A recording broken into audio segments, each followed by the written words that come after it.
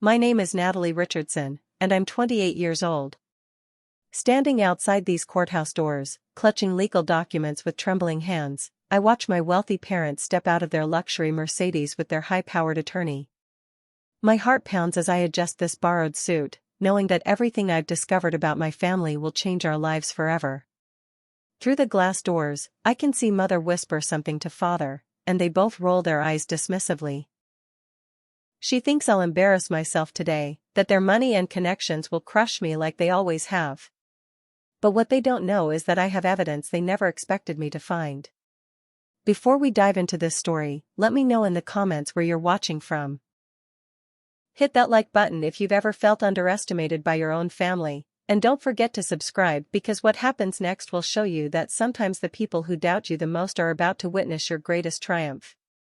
Trust me, you won't want to miss how this courtroom drama unfolds. Growing up in the Richardson household meant living in the shadow of a $50 million empire. My parents, Charles and Victoria Richardson, owned a chain of luxury hotels across California that had been built from nothing into one of the most successful hospitality businesses on the West Coast. From the time I could walk, I was told that this empire would someday be mine to carry forward. Every family dinner conversation revolved around occupancy rates, profit margins, and expansion plans. I absorbed it all like a sponge, believing with absolute certainty that I was being groomed as the future heir to everything my parents had worked to build. For 12 long years, I dedicated my life to proving myself worthy of that inheritance. As operations manager, I worked 70-hour weeks without complaint, handling everything from staff scheduling to vendor negotiations to guest relations crises. While my friends were getting married, starting families, and building their own lives, I was living in conference rooms and hotel lobbies, sacrificing every personal relationship for the company that I believed would one day be mine. I missed birthdays, holidays, and countless social events because the Richardson hotel chain always came first. My parents praised my dedication, constantly telling me how proud they were of my commitment and how essential I was to the family business. But what I discovered one night while filing quarterly reports would shatter every assumption I had about my place in the family. Hidden beneath a stack of seemingly routine paperwork, I found legal documents that made my blood run cold. The ownership transfer papers showed that my parents had secretly signed over the entire hotel chain to my younger brother Derek, a 25-year-old gambling addict who had never worked a single day for the company. According to these documents, Derek now owned 100% of the Richardson hotel empire, while I owned absolutely nothing despite over a decade of unpaid overtime and unwavering loyalty. The next morning, I confronted Derek in what used to be my office, my hands shaking as I held the transfer documents.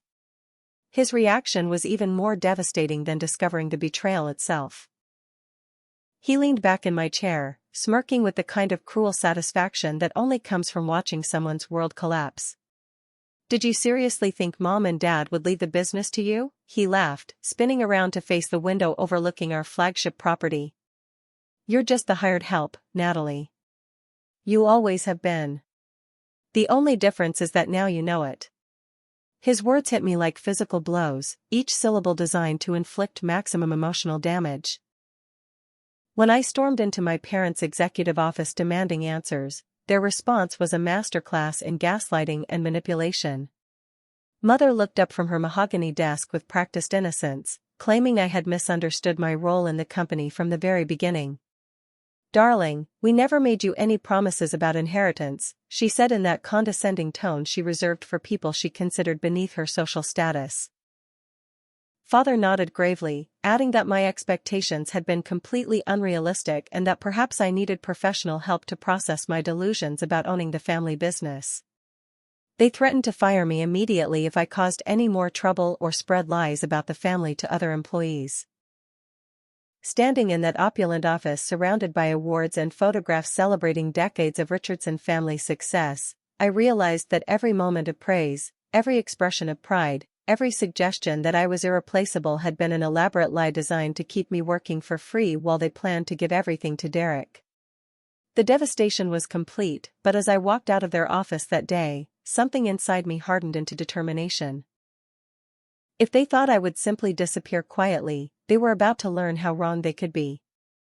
Determined to fight for what I believed was rightfully mine, I spent my entire life savings hiring an attorney who seemed confident about my chances of success. Robert Hendricks came highly recommended by other business litigation specialists, and during our initial consultation, he assured me that verbal promises about inheritance could absolutely be enforced in court, especially given my decades of unpaid work for the family company. His confidence was infectious, and for the first time since discovering my parents' betrayal, I felt hope beginning to return. Hendricks outlined a strategy that seemed bulletproof. We would argue that my parents had created an implied contract through their words and actions, promising me ownership in exchange for my dedicated service. For weeks, Hendricks worked tirelessly on my case, requesting documents, conducting interviews, and building what he described as an ironclad argument for my rightful place as owner of the Richardson hotel chain. He seemed genuinely outraged by my family's treatment, often expressing disbelief at their cruelty during our strategy sessions. His office walls were covered with awards and testimonials from grateful clients, and everything about his presentation suggested that I had found exactly the right advocate to take on my wealthy, well-connected parents. The retainer I paid him represented almost everything I had managed to save during my years of 70-hour work weeks, but Hendricks convinced me it was a necessary investment in securing my future.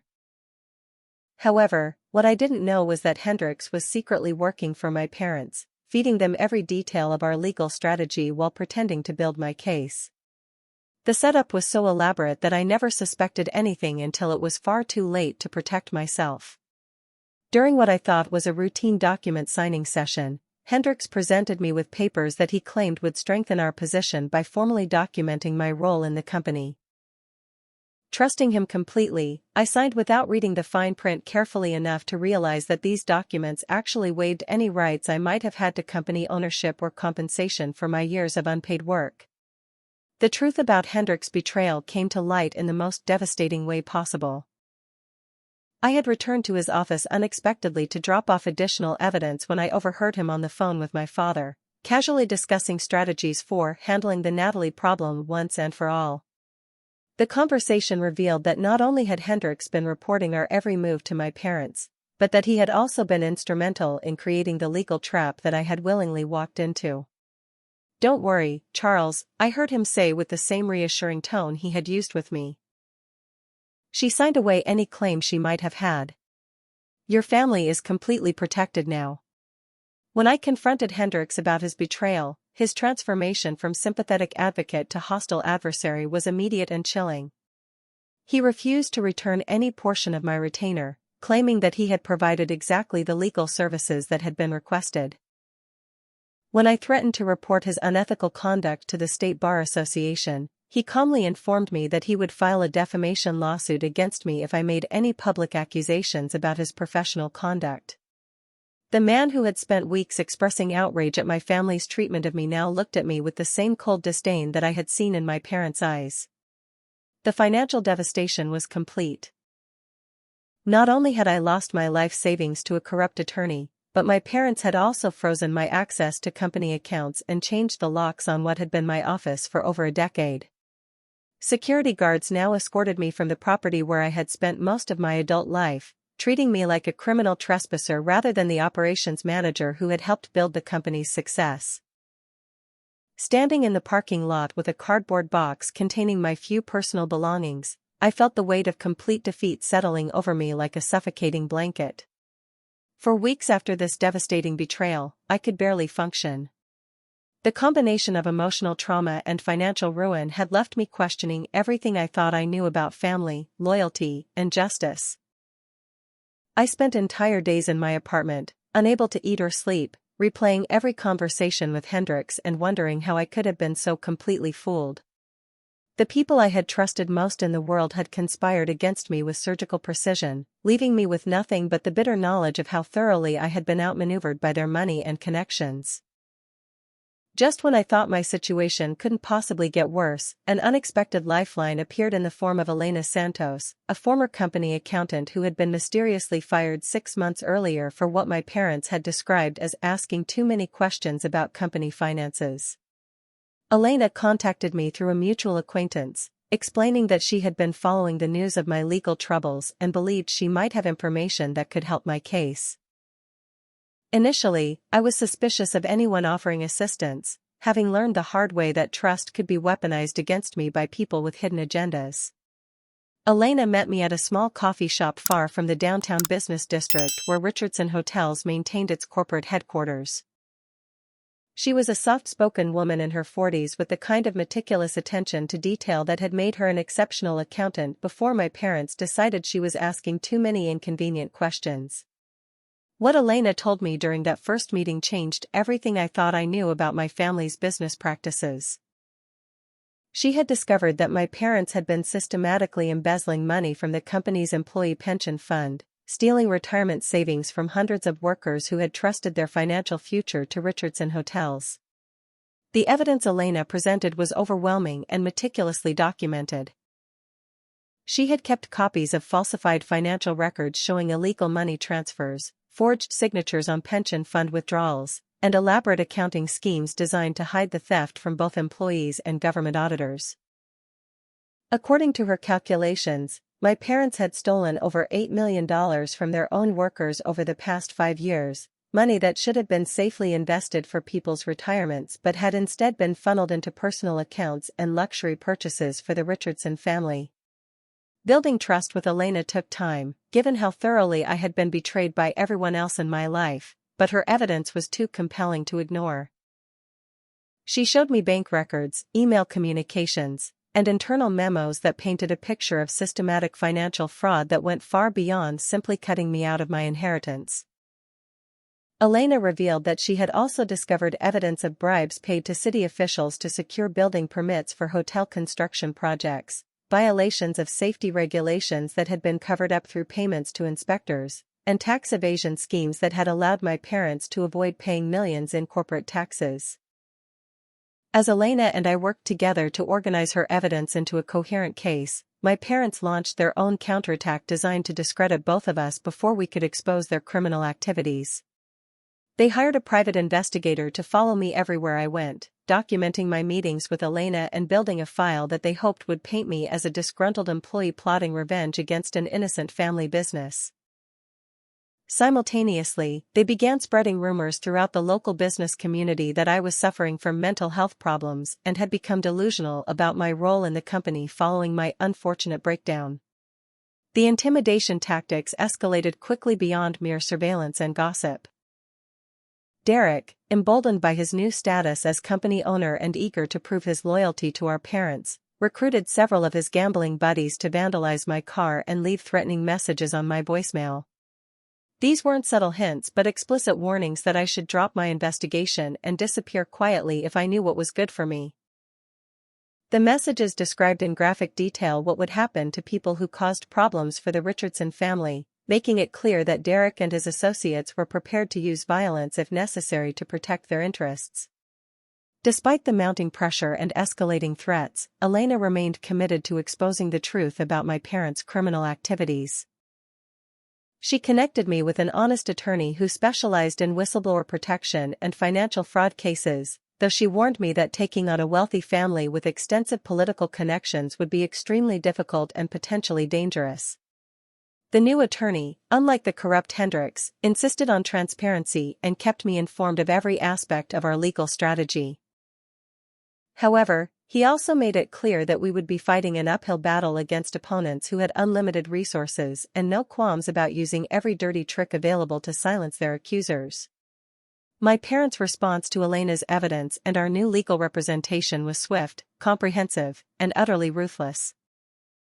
Using their extensive network of business connections throughout California's hospitality industry, they systematically destroyed my professional reputation and made it impossible for me to find employment anywhere in the field where I had spent my entire career. Every hotel chain, restaurant group, and tourism company I approached for work received calls from Richardson Hotel executives warning them that I was an unstable former employee who had stolen company property and was spreading malicious lies about my former employers. The financial warfare extended far beyond mere employment blacklisting. Through their connections in the banking industry, my parents somehow managed to manipulate my credit score, causing it to plummet overnight and triggering cancellation notices from credit card companies and my mortgage lender. They also retroactively canceled my health insurance coverage, claiming that I had been fraudulently enrolled as a company employee when I was actually an independent contractor with no benefits eligibility. These tactics were designed to create immediate financial pressure while making it appear that I was lying about my employment history and relationship with the company. Perhaps most insidiously, my parents began a systematic campaign to turn my extended family against me by spreading carefully crafted lies about my mental state and alleged criminal behavior. They told aunts, uncles, and cousins that I had become addicted to prescription drugs and had been stealing money from company accounts to feed my addiction. The stories were elaborate and internally consistent, complete with fake documentation and manipulated financial records that seemed to support their claims. Family members who had known me my entire life began treating me with suspicion and pity, convinced that I was suffering from some kind of psychological breakdown that had caused me to lose touch with reality. Derek's personal cruelty reached new heights as he moved into my childhood bedroom and systematically destroyed every memento of my life in the Richardson household. Photo albums documenting family vacations and celebrations were thrown into dumpsters, along with awards I had received for academic achievement and athletic accomplishments. He recorded videos of himself throwing away my possessions, then sent them to me with mocking messages about how I had never really belonged in the family anyway. The psychological impact of watching my entire personal history being discarded like garbage was almost more devastating than the financial and professional attacks. The campaign of destruction culminated in perhaps the most dangerous escalation yet. My parents decided to frame me for embezzlement. Using their access to company financial records and their connections with corrupt law enforcement officials, they planted evidence suggesting that I had been stealing money from Richardson hotels for years. The fabricated evidence was sophisticated, involving forged signatures, manipulated bank records, and testimony from employees who had been either bribed or threatened into supporting the false narrative. When they filed their police report, they presented themselves as heartbroken parents who had finally been forced to report their own daughter's criminal behavior. The investigation that followed was a nightmare of bureaucratic harassment and legal jeopardy. Police detectives, influenced by my parents' political connections and convinced by their fabricated evidence, treated me as a criminal from the moment they arrived at my apartment with a search warrant. They seized my computer, personal documents, and financial records, looking for additional evidence to support the embezzlement charges. For weeks, I lived with the terrifying possibility that I might be arrested and charged with crimes I had never committed, facing years in prison for stealing money that had actually been taken by my own parents. Fortunately, the police investigation revealed inconsistencies in my parents' story that raised questions about the reliability of their evidence. Elena's financial records provided an alternative explanation for the missing money, and my new attorney was able to demonstrate that the timeline of the alleged embezzlement didn't match my access to company accounts. However, the damage to my reputation was already complete, and the stress of facing potential criminal charges while simultaneously trying to build a case against my parents pushed me to the very edge of my psychological endurance. The isolation was perhaps the most difficult aspect of my parents' sabotage campaign. Former friends and family members who had once been central to my life now avoided me completely, convinced by the Richardson family's carefully orchestrated smear campaign that I had become dangerous and untrustworthy. Social gatherings I had attended for years suddenly stopped including me, and even casual acquaintances began crossing the street to avoid having to speak with me. The loneliness was suffocating, made worse by the knowledge that my isolation had been deliberately engineered by people who were supposed to love and protect me. During the darkest period of this campaign of destruction, I seriously considered ending my life rather than continuing to fight against opponents who seemed to have unlimited resources and no moral constraints. The combination of financial ruin, professional destruction, family betrayal, and social isolation had created a level of despair that seemed impossible to overcome. I spent entire nights awake, staring at bottles of prescription medication and wondering if disappearing permanently might be preferable to enduring more years of systematic persecution by my own family. Elena's unwavering support during this period quite literally saved my life. She checked on me daily, providing both practical assistance and emotional encouragement when I was too depressed to function. More importantly, she continued working tirelessly to build our case against my parents, constantly reminding me that their escalating attacks were actually evidence of their desperation. They wouldn't be working this hard to destroy you if they weren't terrified of what you might expose, she told me repeatedly.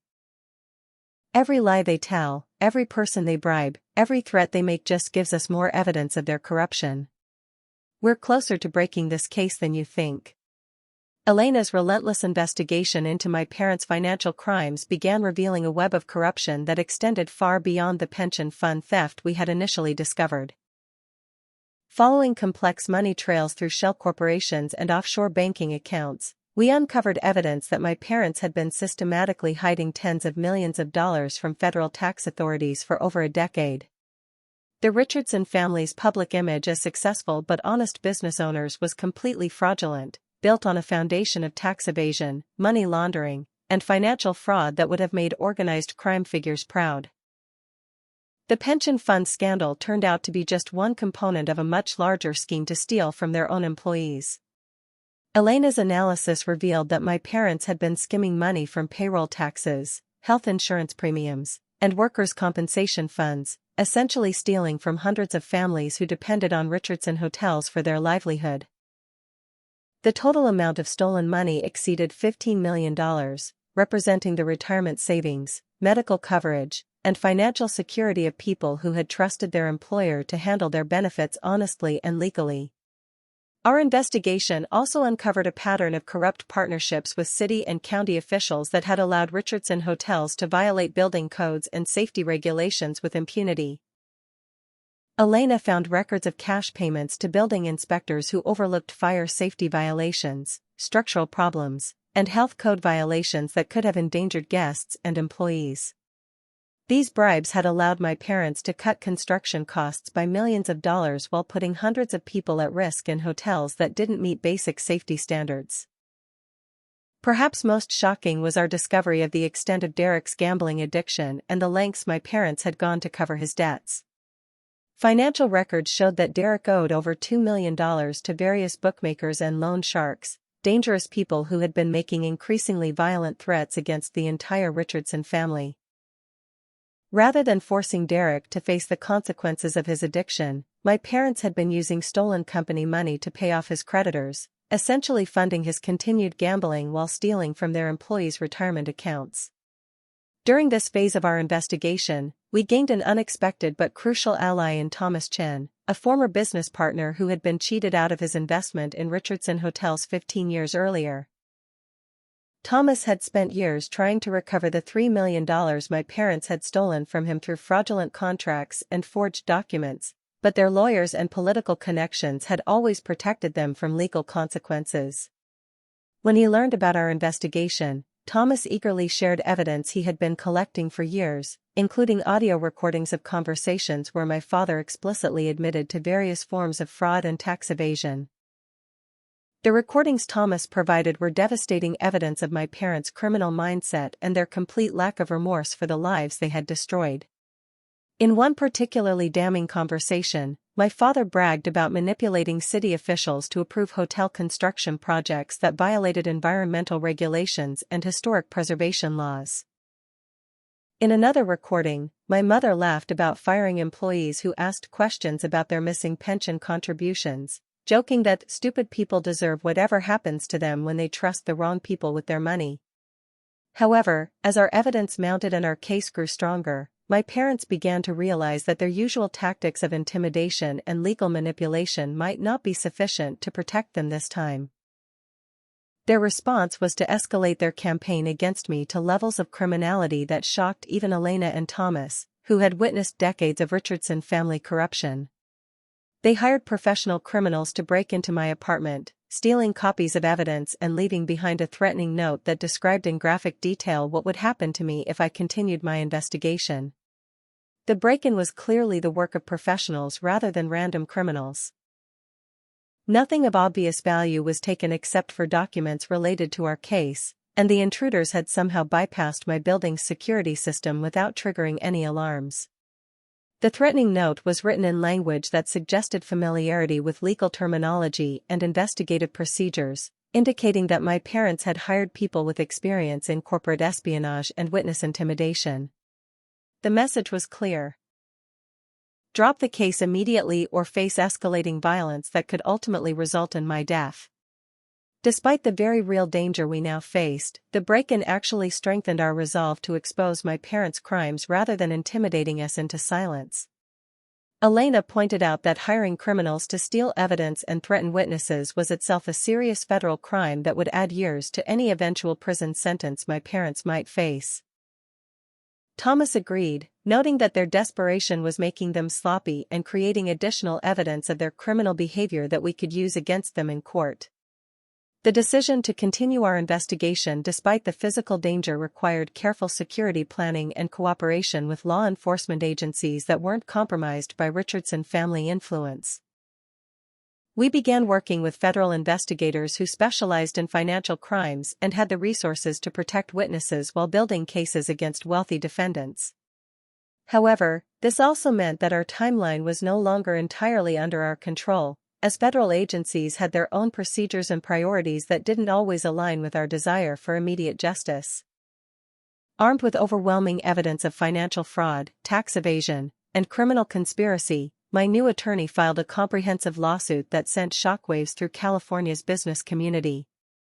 The legal filing included multiple federal charges under the Racketeer Influenced and Corrupt Organizations Act, commonly known as RICO, which carried potential prison sentences of decades rather than years. The lawsuit detailed every aspect of my parents' criminal enterprise, from the pension fund theft to the bribery schemes to the money laundering operations that had hidden millions in offshore accounts. The media attention surrounding our lawsuit was immediate and intense. Local business reporters who had previously written glowing profiles of the Richardson family's success story suddenly found themselves investigating allegations of systematic fraud and corruption that read like organized crime indictments. The contrast between my parents' public image as philanthropic community leaders and the evidence of their criminal behavior created the kind of scandal that dominated local news cycles and social media conversations throughout California.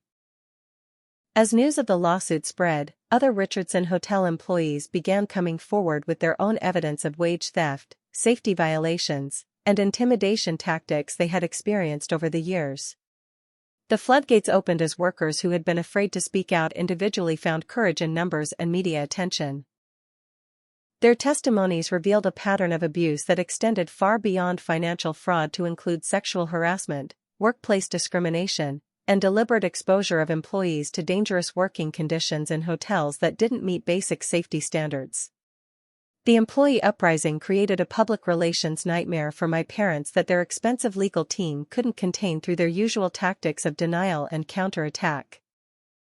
Television interviews with hotel workers describing stolen wages and unsafe working conditions were far more compelling to the public than corporate statements about disgruntled former employees spreading lies. The human faces and personal stories of people who had been victimized by Richardson family greed made the abstract financial crimes concrete and emotionally resonant for audiences who might otherwise have dismissed the scandal as a wealthy family's internal dispute. Realizing that their legal and public relations defenses were crumbling, my parents made the desperate decision to liquidate their assets and flee to a country without an extradition treaty with the United States. The attempt to escape justice involved transferring millions of dollars to banks in countries known for protecting financial criminals, purchasing new identities, and making arrangements to disappear permanently before federal authorities could freeze their accounts and issue arrest warrants. However, their escape plan was complicated by Derek's decision to betray them in exchange for a plea deal with federal prosecutors. Facing the prospect of decades in prison for his role in the family's criminal enterprise, Derek chose self-preservation over family loyalty and agreed to testify against my parents in exchange for a reduced sentence. His detailed confession to federal investigators provided prosecutors with insider knowledge of the Richardson family's criminal operations that would have been impossible to obtain through external investigation alone. Derek's cooperation with law enforcement included wearing a wire during family meetings, recording conversations where my parents discussed their escape plans, their offshore accounts, and their intentions to continue stealing money even after fleeing the country. These recordings captured my parents in unguarded moments, revealing their complete lack of remorse for the people they had victimized and their determination to avoid any consequences for their decades of criminal behavior. The stress of fighting multiple legal battles while trying to coordinate their escape took a severe toll on my physical and mental health. The combination of media attention, death threats from my parents' criminal associates, and the emotional trauma of watching my family destroy itself pushed me beyond my breaking point. I collapsed during a strategy meeting with my attorneys and was hospitalized for exhaustion, panic attacks, and stress-related health problems that required weeks of treatment and recovery. While I was recovering in the hospital, my parents made one final attempt to neutralize me as a threat to their freedom.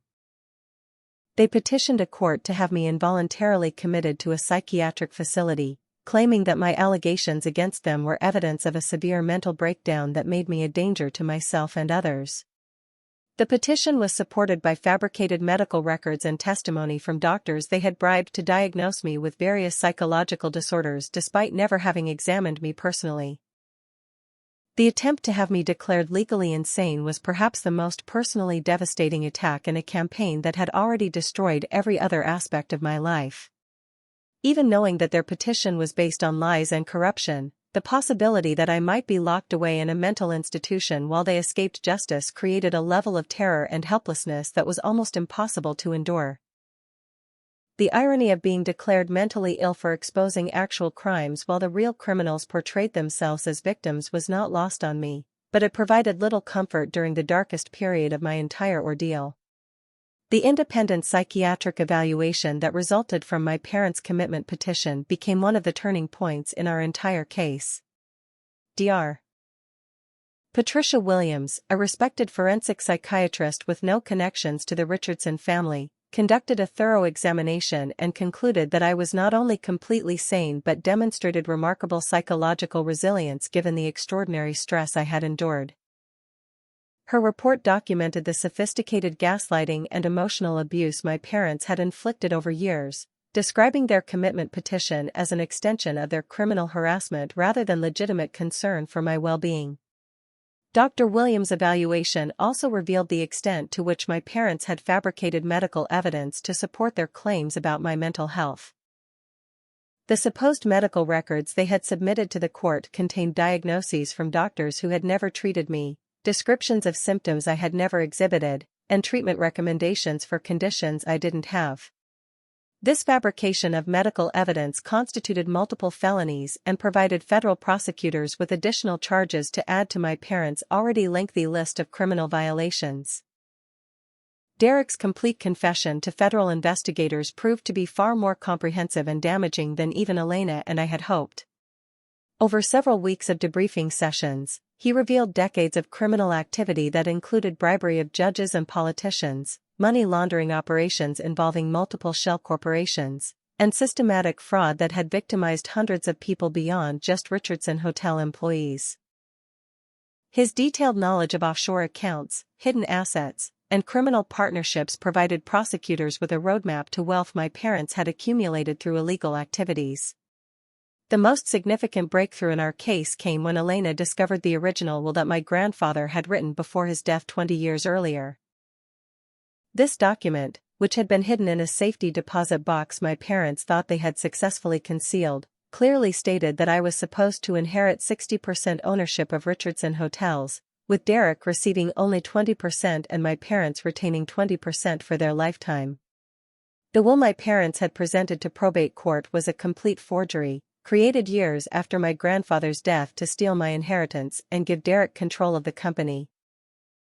Handwriting analysis by forensic experts confirmed that every signature on the forged will was fake, created using sophisticated techniques that suggested professional document fraud rather than amateur forgery.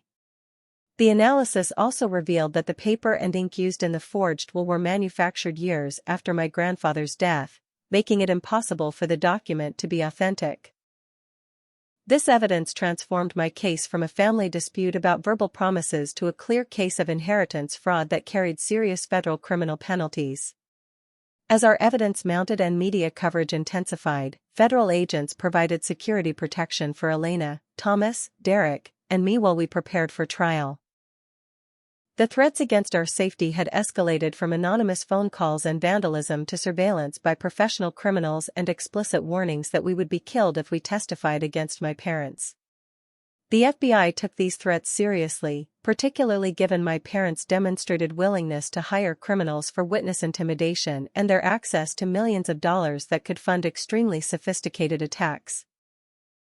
The public scandal surrounding the Richardson family became a national news story as reporters discovered connections between their criminal activities and similar corruption in other wealthy families throughout California.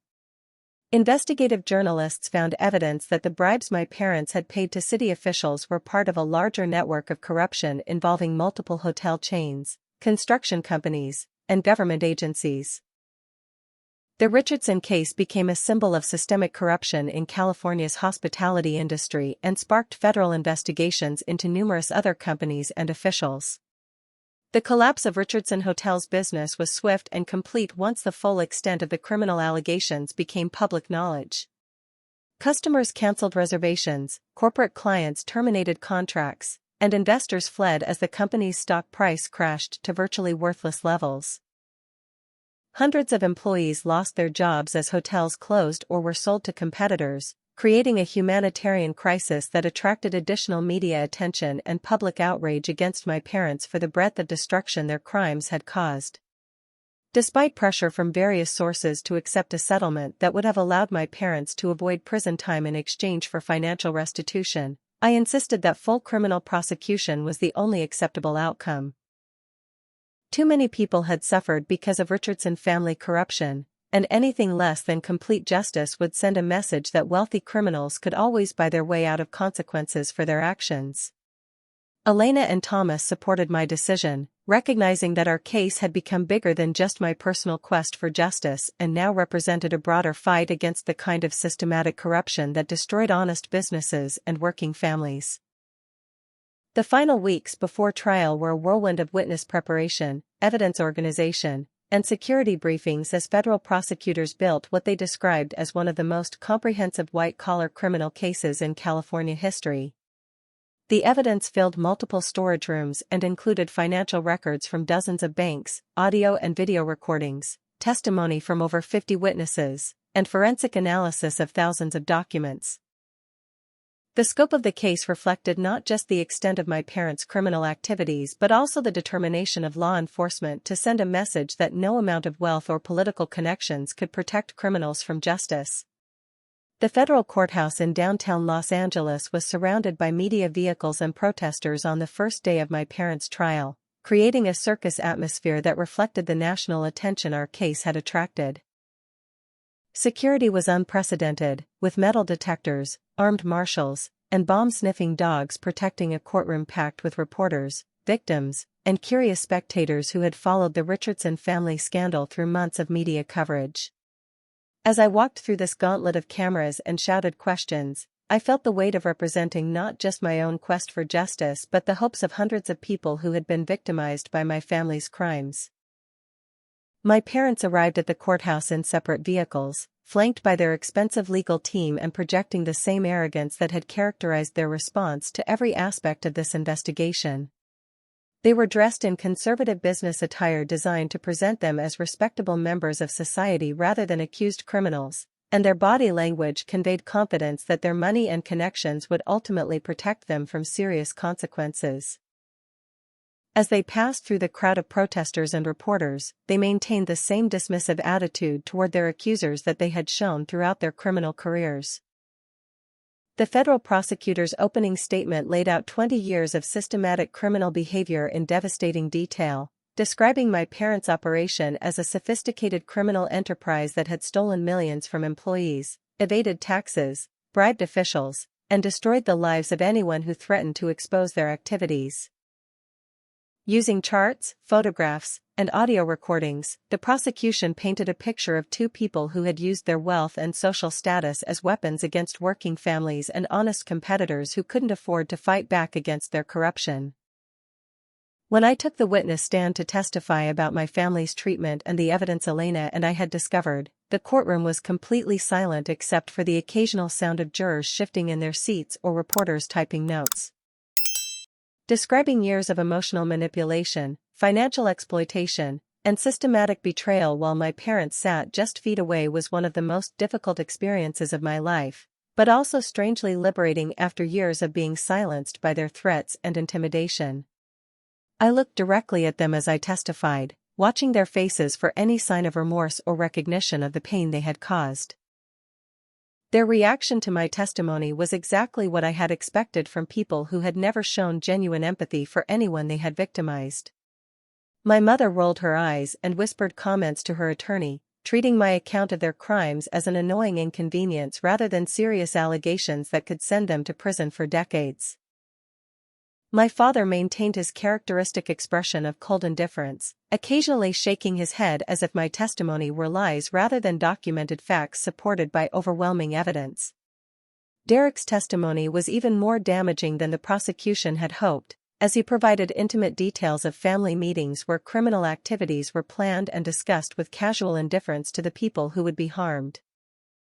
His description of growing up in a household where fraud and corruption were treated as normal business practices gave the jury insight into the mindset that had created and sustained the Richardson family's criminal enterprise for over 2 decades.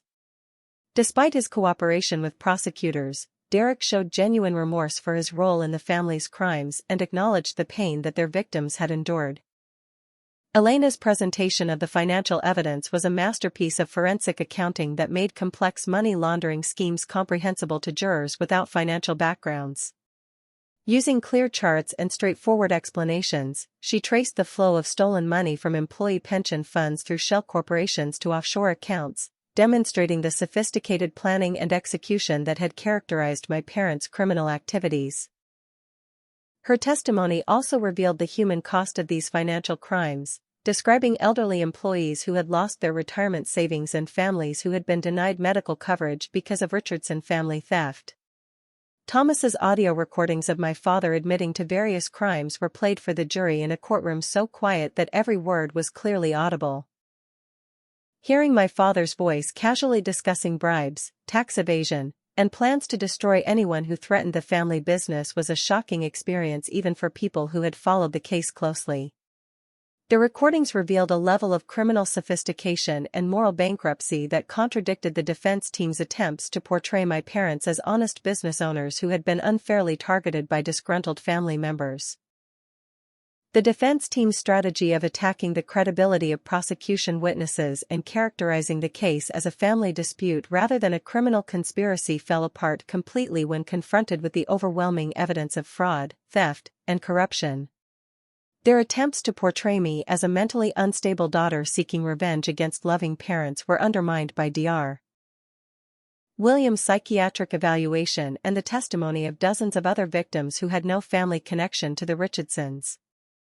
The audio recordings, financial documents, and forensic evidence created a factual foundation that couldn't be disputed through character assassination or legal technicalities. By the time closing arguments began, it was clear that the defense had no credible response to the mountain of evidence assembled by federal prosecutors.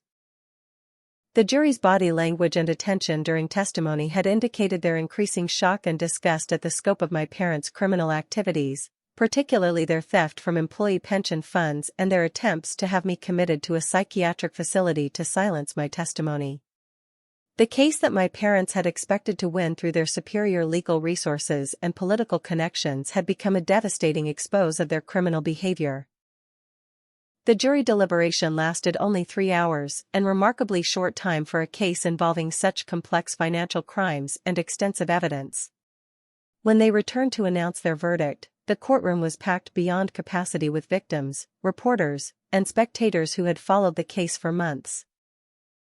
As the foreman read guilty verdicts on all 37 felony counts, I felt a combination of relief, vindication, and profound sadness that our family's destruction had been necessary to achieve justice for the people my parents had victimized throughout their criminal careers.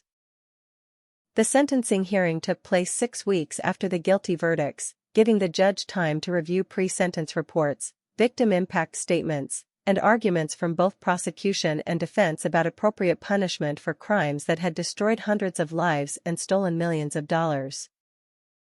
Federal Judge Catherine Morrison, known for her expertise in white-collar criminal cases, delivered sentences that reflected both the severity of my parents' crimes and the need to deter similar corruption by other wealthy individuals who might believe themselves above the law. Charles Richardson received 25 years in federal prison without possibility of parole, while Victoria Richardson was sentenced to 22 years under the same conditions. Judge Morrison explained that the sentences reflected not just the financial scope of their crimes but also their complete lack of remorse, their attempts to intimidate witnesses, and their systematic abuse of employees and family members who had trusted them. The courtroom erupted in applause from victims and their families who had waited years for justice while my parents sat in stunned silence, apparently unable to believe that their wealth and connections had failed to protect them. The federal government's seizure of all Richardson family assets ensured that victims would receive at least partial compensation for their losses, though no amount of money could restore the retirement security, medical coverage, and peace of mind that my parents had stolen through their criminal enterprise.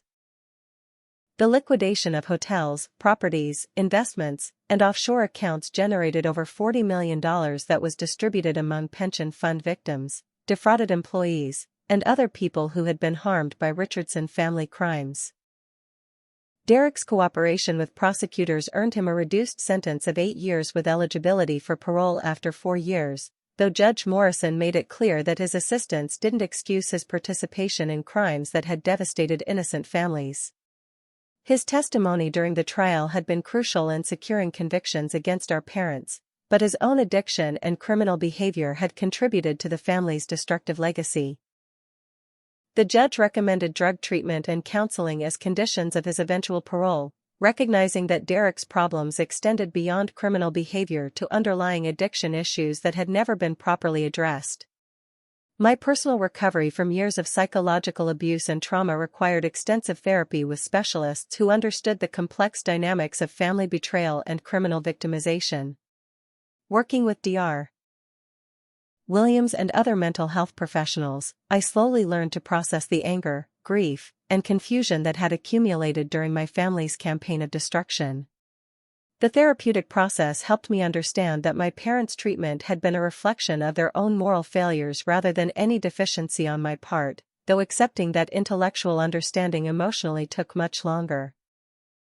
Using my portion of the recovered assets, I established the Richardson Foundation for Corporate Accountability, a nonprofit organization dedicated to helping families navigate complex fraud cases and providing support for whistleblowers who risk their safety and careers to expose criminal behavior.